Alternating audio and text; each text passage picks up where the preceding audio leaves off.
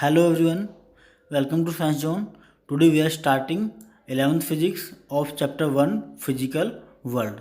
चलिए स्टार्ट करते हैं। स्टूडेंट फिजिक्स को स्टडी करने से पहले इसकी मदर ब्रांच जो कि साइंस है, जिसके बारे में आप 9th में 10th में और उससे पहले भी स्टडी कर चुके हैं। आपको पता है स्टूडेंट फिजिक्स जो है बेसिकली आपने इससे पहले किस ब्रांच में पढ़ी थी। फिजिक्स इससे पहले साइंस में स्टडी की थी, इसलिए आपको साइंस के बारे में जानना बहुत ही जरूरी है कि आखिर ये साइंस क्या होती है और इसके अंदर फिजिक्स कैसे एंटर करती है। ठीक है, सो व्हाट इज साइंस?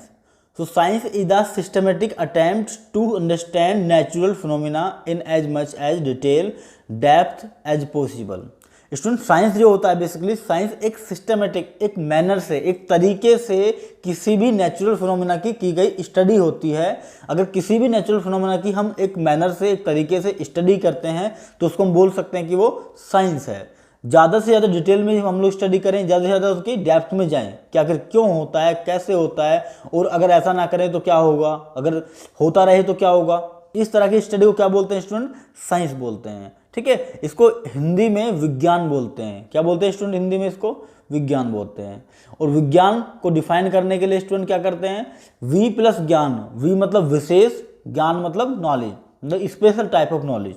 ठीक है, किसी भी सब्जेक्ट के बारे में, किसी भी टॉपिक के बारे में, किसी भी नेचुरल फिनोमेना के बारे में स्पेशल टाइप की नॉलेज, डेप्थ टाइप की नॉलेज, डिटेल टाइप की नॉलेज को हम क्या बोलते हैं? साइंस बोलते हैं। उससे आगे, इतना ही नहीं, उससे आगे भी साइंस होता है। आपने किसी नेचुरल फिनोमेना के बारे में आपने स्टडी कर तो लिया, अगर आप उस नॉलेज को जो आपने नेचुरल फिनोमेना से गेन की है यूज नहीं करेंगे तो आपका साइंस कहना या आपकी नॉलेज को साइंस कहना उचित नहीं होगा।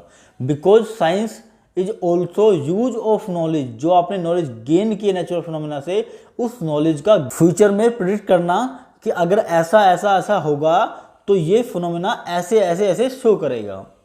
अगर ऐसा नहीं होता है तो उसमें मॉडिफाइड करना एंड उस एक्सपेरिमेंट को कंट्रोल करना, उस फिनोमेना को कंट्रोल करना कि इस फिनोमेना को कैसे हम कंट्रोल कर सकते हैं। इस फिनोमेना में अगर कोई भी फिनोमेना आप लेते हैं, जैसे एग्जाम्पल के लिए स्टूडेंट न्यूटन साहब ने एप्पल को नीचे गिरते देखा। ये क्या थी उनकी ऑब्जर्वेशन। ऑब्जर्वेशन देखिए, देख के क्या किया उन्होंने? सिस्टमेटिक क्या किया? सिस्टमेटिक उसको स्टडी किया, अंडरस्टैंड किया, और जितना डेप्थ में वो जा सकते थे, जितना डिटेल में उसके जा सकते थे गए। उसके बाद क्या किया उन्होंने? उसके बाद प्रेडिक्ट किया। उसके बाद उन्होंने प्रेडिक्ट किया। क्या प्रेडिक्ट किया? कि अगर ये ऐसा करता है तो सिंपल सी बात है और भी चीज़ जो भी ऊपर से नीचे की तरफ गिरती होंगी वो भी ऐसे ही करेंगी, या कोई भी चीज़ अगर हम ऊपर की तरफ उछालते हैं तो वो ऐसे ही गिरेंगी जैसे एप्पल गिर रहा था। ये थी उनकी प्रेडिक्शन। उन्होंने चेक किया ऐसा करके, तो आंसर है कि उन्होंने ऐसा कर दिया, ऐसा रियल में हुआ। अगर जहां पर यूज नहीं हो रहा था तो उसको मॉडिफाइड किया और उसके बाद उस एक्सपेरिमेंट को, उस फिनोमेना को कंट्रोल करने की कोशिश की कि हम अगर ना गिराना चाहें तो क्या करना चाहिए, अगर हम तेजी से गिराना चाहें तब क्या करना चाहिए हमें। ठीक है, तो this is the control phenomena. This is all about science. Student आपने जैसे साइंस की डेफिनेशन में स्टडी किया है, तो साइंस की डेफिनेशन स्टडी करके आपको एक चीज़ क्लियर हो गई होगी कि हमने सिस्टमेटिक मेथड से स्टडी करना है, डेप्थ और डिटेल नॉलेज। बट उसको हम करते कैसे हैं? How can we do detail and depth knowledge about a natural phenomena? तो उसके लिए स्टूडेंट कुछ स्टेप दिए हुए हैं, उन स्टेप को आप देखिए। तो सबसे पहले तो आपको समझ में आना चाहिए वो मेथड कौन सा है। तो आंसर है वो मेथड होता है scientific method. The method by which we can use depth and detailed knowledge about any natural phenomena, that is called scientific method.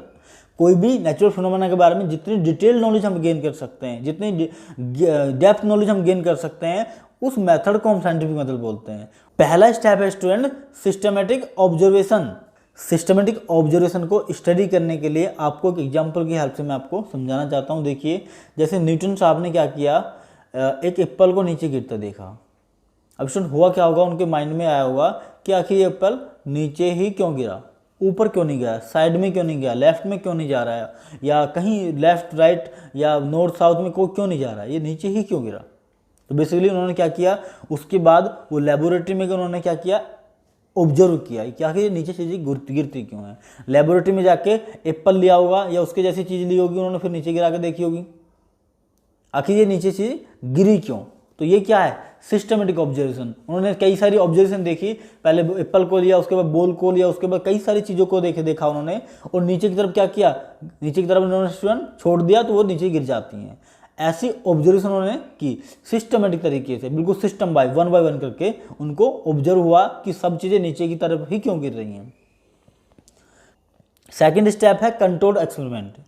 सो जैसा कि आपने सिस्टमेटिक ऑब्जर्वेशन में देखा है, सो वहां पर क्या हुआ, वहां पर चीजें देख रहे हैं, ऑब्जर्व कर रहे हैं, बट वो चीजें जब हम नेचर में देखते हैं तो वहां पर तो अपने आप हो रही है, बट जब हम उन नेचुरल चीज़ों को, जो नेचुरल फिनोमिना जो नेचर में हो रहे हैं, उनको जब हमने अपनी लेबोरेटरी में लेके आते हैं, जब हम लेबोरेटरी में लेके आते हैं अपना एक्सपेरिमेंट करने के लिए, जब नेचुरल फिनोमिना को स्टूडेंट, नेचुरल फिनोमिना जैसी कंडीशन, जैसी सिचुएशन जब हम अपनी लेबोरेटरी में लेके आते हैं एक्सपेरिमेंट करने के लिए, तो उसको हम बोलते हैं कंट्रोल एक्सपेरिमेंट। ठीक है, हमने स्टडी किया था, हमने साइंस में स्टडी किया नेचुरल फिनोमिना को, कहाँ पर, आउट ऑफ लेबोरेटरी जाके, क्या करके, नेचर में जाके, नेचर में देखकर, नेचर को स्टडी करके, नेचुरल फिनोमिना को स्टडी करके। अब क्या किया, नेचुरल फिनोमिना की जैसी कंडीशन हमने लेबोरेटरी में क्रिएट की और उस पर एक्सपेरिमेंट करना स्टार्ट कर दिया, तो उसको बोलते हैं स्टूडेंट कंट्रोल एक्सपेरिमेंट। उसके बाद थर्ड आता है student quantitative and qualitative reasoning. क्या मतलब है स्टूडेंट इसका मतलब होता है कि जब आपने कंट्रोल एक्सपेरिमेंट कर लिया तो आप उसमें कुछ ऐसी मॉडलिंग करें, ऐसा उसमें कुछ रूल्स दें कि आखिर ये इसकी क्वालिटी क्या है, आखिर क्या खासियत है कि ये एप्पल नीचे गिर रहा है, what the quality to falling this apple. तो हम क्या करें, तो आपके दिमाग में आता होगा कि आखिर ये एप्पल 1 किलो का होगा तब क्या क्वालिटी होगी, अगर ये एप्पल 2 किलो का होगा तब क्या क्वालिटी होगी, अगर ये एप्पल 3 किलो का होगा तब क्या क्वालिटी होगी। तो सुनिए, जो 1 2 3 बोल रहा हूँ मैं, वो क्या है, वो है हमारी क्वांटिटी। और जो मैं पूछ रहा हूँ कि क्या होगा, what will be the property of that, तेजी से गिरेगा, स्लो से गिरेगा, वो क्या हो जाएगी इसकी क्वालिटेटिव रीजनिंग। आखिर क्यों गिरता है, कैसे गिरता है, ये सब क्या हो जाएगी इसकी क्वालिटेटिव रीजनिंग। ठीक है, उसके बाद नेक्स्ट पहुंचता है, अगर ये भी चलो सफल हो गया, ये भी सक्सेस हो गया, ये भी सक्सेस हो गया, फोर्थ कंडीशन में पहुंचता है। What is fourth condition, mathematical modelling. What is mathematical modelling, इसमें हमने देख लिया ये भी गिरता है, ये भी गिरता है, ये भी गिरता है, कुछ तेजी से गिरते हैं, कुछ स्लो से गिरते हैं, कुछ सेम रेट से गिरते हैं, कुछ गिरते ही नहीं हैं, कुछ हमेशा नीचे ही होते हैं, जा नहीं सकते ऊपर। आखिर ऐसा क्यों होता है, इसकी हम मैथमेटिकल मॉडलिंग करते हैं कि अगर ऐसा ऐसा होगा तो ये ऊपर चला जाएगा, अगर ऐसा ऐसा नहीं होगा तो ये नीचे आ जाएगा। मतलब समझिए कि अगर 1 किलो का एप्पल होगा तो नीचे की तरफ कितने फोर्स से आएगा, अगर 2 किलो का एप्पल होगा तो नीचे तो कितने फोर्स से आएगा, अगर ऊपर से कोई चीज़ को छोड़ देते हैं तो नीचे अपनी मर्जी से कैसे किस तरह से आएगा। ठीक है, इसको हम क्या करते हैं स्टूडेंट, इसको हम मैथमेटिकल मॉडलिंग बोलते हैं।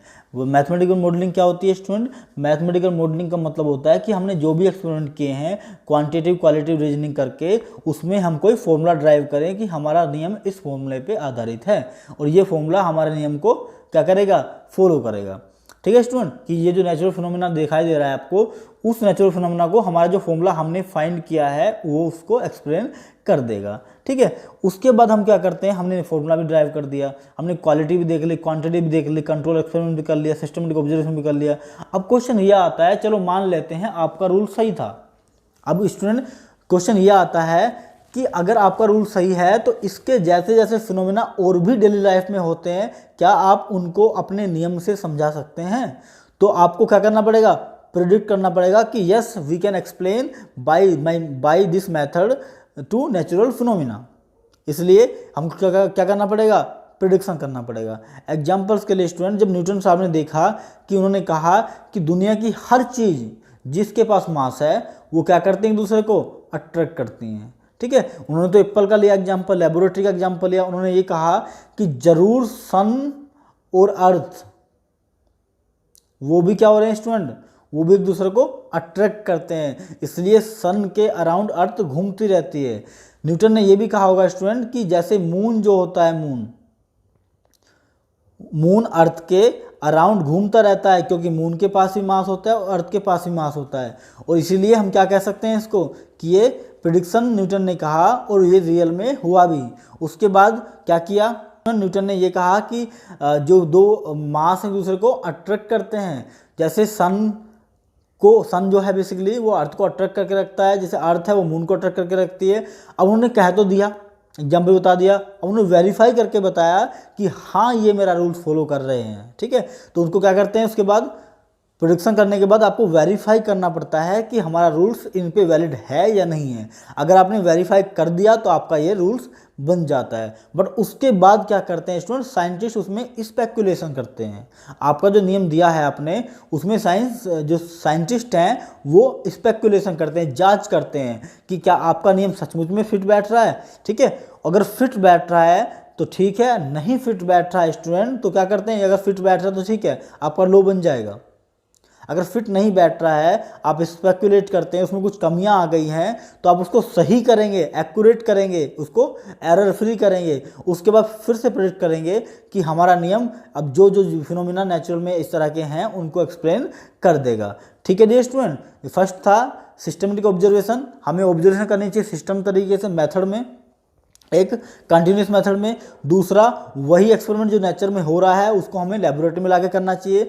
तीसरा, क्वांटिटेटिव एंड क्वालिटी, हमें बताना चाहिए कि कितनी क्वांटिटी पे कैसा कितनी क्वालिटी हमें प्रोड्यूस होती है। उसके बाद हमें फॉर्मूला ड्राइव करना चाहिए, डेरिवेशन ड्राइव करना चाहिए कि इसको कैसे हम प्रूव कर सकते हैं, प्रेडिक्शन एंड वेरिफिकेशन। उसके बाद हम लोग क्या करना चाहिए स्टूडेंट, प्रेडिक्ट करना चाहिए कि अगर हमारा नियम इस पे वैलिड है तो उस पर भी वैलिड होगा, क्योंकि वो भी उसी टाइप्स का फंक्शन है। उसके बाद हमें क्या करना चाहिए, इंप्रूवमेंट करना चाहिए, फिर से प्रेडिक्ट करना चाहिए, ठीक है। So this is the scientific method to study the any natural phenomena. आपको बता दूं स्टूडेंट, जो आप प्रीवियस क्लास में पढ़ भी चुके होंगे, जैसे क्लासिफिकेशन ऑफ एलिमेंट आप लोगों ने स्टडी किया होगा चैप्टर 5 में, क्लास 10th में, है ना, केमिस्ट्री का चैप्टर था। सबसे पहले जो साइंटिस्ट आए थे वो आए थे डॉबर्नर, जिन्होंने सबसे पहला क्लासिफिकेशन के दिया था केमिस्ट्री के अंदर एलिमेंट का, डॉबर्नर, ठीक है। अब स्टूडेंट इन्होंने जब नो एलिमेंट को अरेंज किया था, अगर हम मान लेते कि यही सच है जो इन्होंने कहा है, तो स्टूडेंट क्या कभी न्यूलैंड्स आ पाते? क्या कभी न्यूलैंड्स अपनी जो प्रोडक्ट टेबल थी basically Newlands law of Octave वो प्रपोज कर पाते? तो आंसर है कभी नहीं कर पाते, ठीक है। उसके बाद डॉबर्नर को हम इन्होंने पीछे छोड़ दिया, डॉबर्नर की जो क्लासिफिकेशन था उसको स्टडी किया और अपना एक नया क्लासिफिकेशन दे दिया, ठीक है। इस तरह से हम बोल सकते हैं कि पुरानी चीज़ों को पीछे छोड़ देते हैं, नई चीज़ें आगे आ जाती है। अगर इसके बाद की बात करें, फिर एक साइंटिस्ट आते हैं जिसका नाम था मैंडलीफ, आपको पता होगा अच्छे से, ठीक है। तो मैंडलीफ ने क्या किया, डॉबर्नर को पीछे छोड़ दिया, न्यूलैंड्स को पीछे छोड़ दिया, न्यूलैंड्स की जितनी भी कमियां थी उनको दूर कर दिया। नए साइंटिस्ट नई थ्योरी प्रपोज करते हैं तो हम कह सकते हैं कि कोई भी थ्योरी फाइनल नहीं होती। अब स्टूडेंट आप देखेंगे तो ना तो डॉबर्नर का रूल फॉलो किया जाता है, ना ही न्यूलैंड्स का रूल फॉलो किया जाता है, ना ही मैंडलीफ का, बल्कि एक नई थ्योरी अब आ गई है, that is modern product table. वो अलग बात है स्टूडेंट कि मॉडर्न प्रोडक्ट टेबल में डॉबर्नर्स के भी कुछ रूल फॉलो किए गए हैं, न्यूलैंड्स के भी, मैंडलीफ के भी, और उसके बाद के साइंटिस्ट के भी, ठीक है। बट रियल चीज़ ये है स्टूडेंट कि उनके कंप्लीटली रूल को बंद कर दे, क्योंकि इन तीनों के नियम थे एटॉमिक मास के आधार पे, लेकिन जो नई प्रोडक्ट टेबल बनी हुई है वो एटॉमिक नंबर के आधार पे है। तो अगर हम नई चीज़ों को इन्वेंट नहीं करेंगे तो फाइनल थ्योरी हम पुरानी फॉलो करते रहेंगे। लेकिन सच बात यह है कि फाइनल थ्योरी कोई भी नहीं होती है। हर थ्योरी, हर बार जब भी कोई डेवलपमेंट होता है तो हर नई तरह की थ्योरी डेवलप होती है। हर कंपनी हर साल एक नई टाइप का मॉडल निकालती है ना, पता है ना आपको। जो पुरानी मॉडल थी वो ख़राब हो गई, तो आंसर नहीं, उसमें इम्प्रूवमेंट करके हमने एक नया मॉडल निकाला है, ठीक है। तो ध्यान रखना, जैसे जैसे न्यू ऑब्जर्वेशन होती है साइंटिस्टों को, ऐसे ऐसे वो टूल्स को एक्यूरेट करते रहते हैं और नॉलेज को इम्प्रूव करते रहते हैं उनके पिछले पर्सपेक्टिव में और न्यू पर्सपेक्टिव में, ठीक है। जैसे जैसे न्यू ऑब्जर्वेशन मिलती है साइंटिस्टों को, वो एक्यूरेट करते रहते हैं टूल को और नॉलेज में इम्प्रूवमेंट करते रहते हैं, ठीक है। आपके एनसीईआरटी में इसका बहुत अच्छा सा एग्जांपल दिया हुआ है, देखिए, जैसे quantum physics was developed to deal with atomic and nuclear phenomena. जैसे जो क्वांटम फिजिक्स है वो एटॉमिक एंड न्यूक्लियर फिनोमेना को स्टडी करने के लिए बनाई गई थी, ठीक है। अब सबसे पहला क्वेश्चन आपके दिमाग में ये आता होगा, व्हाट इज क्वांटम फिजिक्स, आखिर ये कौन सी फिजिक्स होती है? स्टूडेंट, एक फिजिक्स है जिसमें हम बहुत माइक्रो लेवल की चीज़ें पढ़ते हैं। कुछ इस तरह की चीज़ें स्टडी की होंगी, 9th क्लास में आपने स्टडी किया था, ट्रेन जा रही है इतनी वेलोसिटी से, इतनी स्पीड से। बट स्टूडेंट, कुछ चीज़ें ऐसी होती हैं जो बहुत छोटी हैं, जैसे इलेक्ट्रॉन, जैसे प्रोटॉन, जैसे फोटोन। तो इन सब चीज़ों के बारे में सुनिए, ये इतने छोटे होते हैं, इतने छोटे पार्टिकल होते हैं, ये कभी देखना तो बहुत दूर की बात है, इनको सिंपल माइक्रोस्कोप से भी हम देख नहीं सकते, इतने छोटे होते हैं ये, ठीक है। तो इनको स्टडी करने के लिए हमने एक डिफरेंट टाइप की फिजिक्स का नाम दिया, उस फिजिक्स का नाम है स्टूडेंट क्वांटम फिजिक्स, ठीक है। इस क्वांटम फिजिक्स का बेसिक रखने वाले थे student Niels Bohr, Albert Einstein, ठीक है।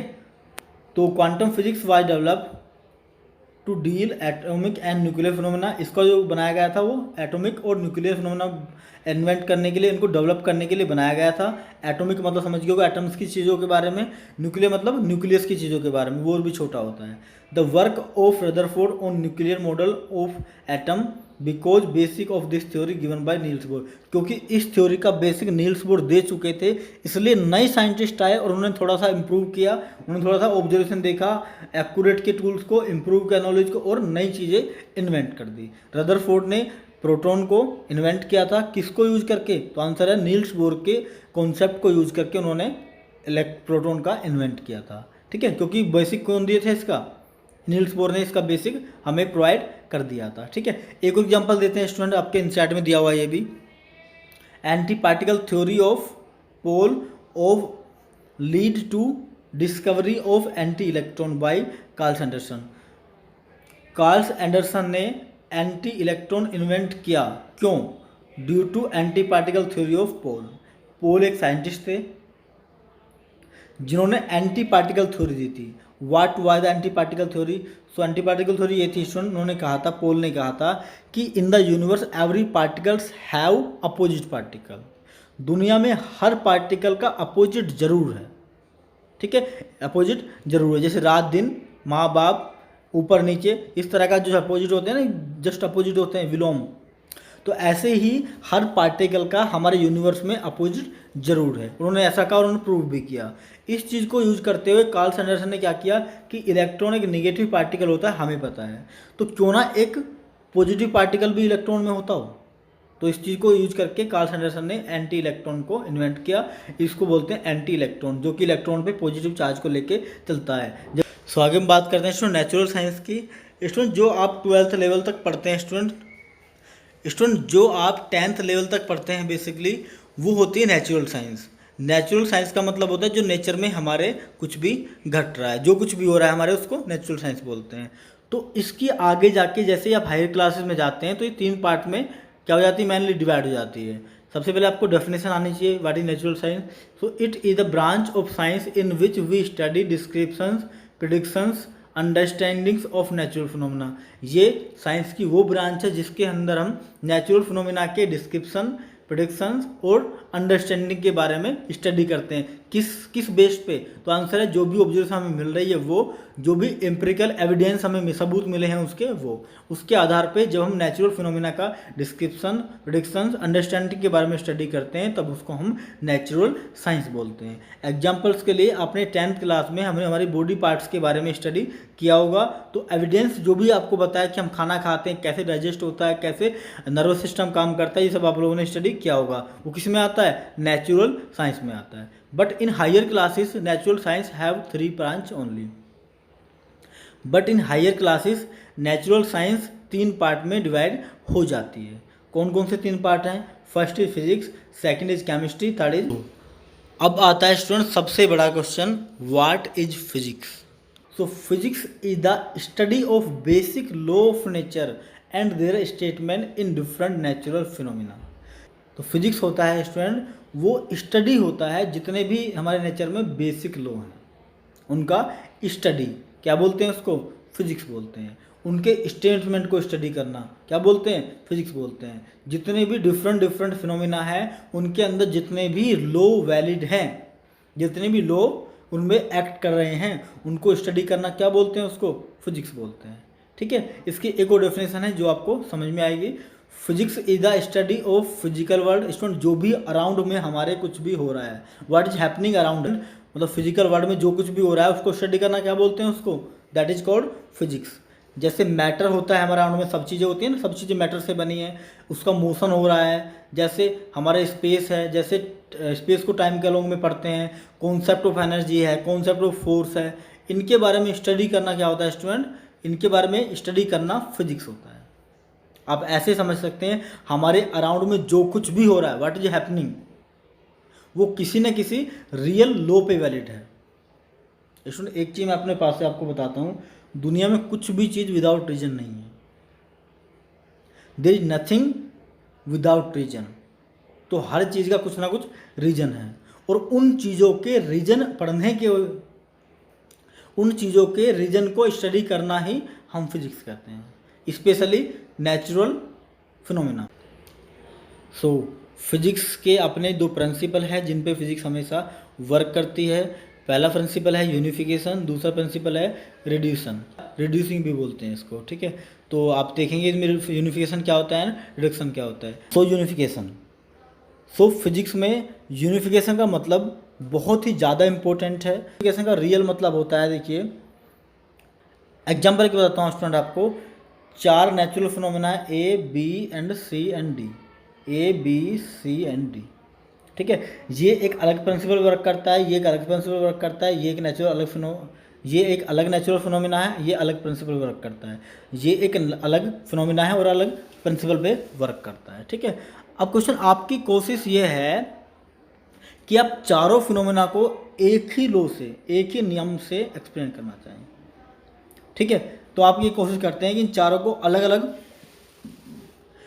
तो आप ये सोचते हैं कि इन चारों फिनोमेना के पीछे जरूर कोई ना कोई एक ही नियम है जो इन चारों फिनोमेना को कर रहा है, ठीक है। आप इन चारों फिनोमेना को एक ही नियम से क्या करना चाहेंगे, एक ही नियम से एक्सप्लेन करने की कोशिश करेंगे, इनको इकट्ठा कर देंगे, ये चारों एक ही प्रोसेस से, एक ही लॉ से, एक ही नियम से एक्सप्लेन किए जा सकते हैं। ये मतलब होता है स्टूडेंट यूनिफिकेशन का, ठीक है। तो यूनिफिकेशन मतलब समझ में आया आपको कि डिफरेंट नेचुरल फिनोमेना को कुछ कॉन्सेप्ट से क्या करते हैं, उनको एक्सप्लेन कर दें।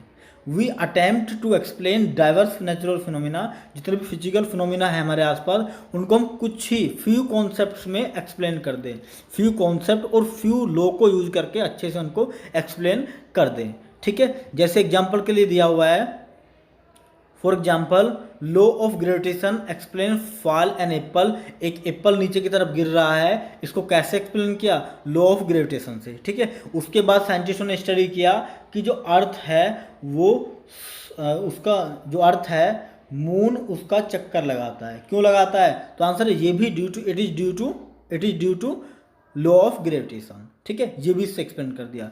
एक और है, जो सन है इसके अराउंड सारे प्लैनेट अराउंड घूमते रहते हैं, ये क्यों घूमते रहते हैं, due to law of gravitation. अब एक चीज़ देखिए, ये नेचुरल फिनोमेना अलग, this is different natural phenomena, this is different natural phenomena. तीनों को एक्सप्लेन करने के लिए हमने सिंगल रूल यूज कर लिया, सिंगल लॉ यूज किया है, and that law is known as law of gravitation. Next is reduction. So what the means of reduction, एक इम्पोर्टेंट टॉपिक को, किसी एक इम्पोर्टेंट ब्रांच को एक नया नाम दे देते हैं, एक नया नाम दे देते हैं। जैसे एग्जांपल्स के लिए, this approach is to drive property of complex system means separately study of complex property. मतलब जो भी स्टडी है किसी टॉपिक की, किसी भी फिजिकल क्वांटिटी की, जो भी किसी भी फिजिकल क्वांटिटी की अगर अलग से स्टडी करना चाहते हैं तो उसको एक न्यू नाम हम दे सकते हैं, उसको हम न्यू नाम हम दे सकते हैं। और उस फिजिकल क्वांटिटी से रिलेटेड जितने भी टॉपिक होंगे, जितने भी कॉन्सेप्ट होंगे, वो सब इसी में जाके वैलिड कर सकते हैं, उनको इसी में जाके इंक्लूड कर सकते हैं, ठीक है। उनको क्या किस में इंक्लूड कर सकते हैं, सेम क्वांटिटी में। मतलब समझिए दोबारा से कि रिडक्शन मीन्स होता है स्टूडेंट कि अगर हमारे पास एक स्टडी है, मान लो हम टेम्परेचर स्टडी करना चाहते हैं, we wants to study temperature, तो होगा क्या स्टूडेंट, टेम्परेचर को स्टडी करने की एक अलग से ब्रांच हम बना लेंगे, उसका नाम रख देंगे थर्मोडायनेमिक्स, ठीक है। और जितनी भी टेम्परेचर से रिलेटेड कॉन्सेप्ट हैं, चाहे वो काइनेटिक एनर्जी का हो, चाहे वो मोलिकुलर एनर्जी का हो, चाहे वो हीट का हो, वो सब किस में रख देंगे, तो आंसर है वो सब हम इस स्टडी में पुट कर देंगे, ताकि हम जब भी स्टडी करें टेम्परेचर को तो molecular energy, kinetic energy, heat energy, जितनी भी इससे रिलेटेड एनर्जी हैं, टेम्परेचर से रिलेटेड एनर्जी हैं, उनको हम आसानी से स्टडी कर सकें। ये मैंने सिर्फ आपको एग्जांपल बताया है, ठीक है। और भी कई तरह से कर सकते हैं हम लोग। तो ये एक तरीका है जिसको हम रिडक्शन कर सकते हैं, रिड्यूस कर सकते हैं कि बहुत सारे टॉपिकों को डिफरेंट स्टडी ना करके एक ही टॉपिक में स्टडी कर लेते हैं। जैसे एग्जाम्पल्स के लिए 10th क्लास में आपने स्टडी किया होगा एक छोटा सा चैप्टर इलेक्ट्रिसिटी। अब इलेक्ट्रिसिटी में कौन कौन से टॉपिक आने चाहिए वो सब कैसे चलेगा पता, जो इलेक्ट्रिसिटी से रिलेटेड है वही तो इलेक्ट्रिसिटी में आप स्टडी करेंगे।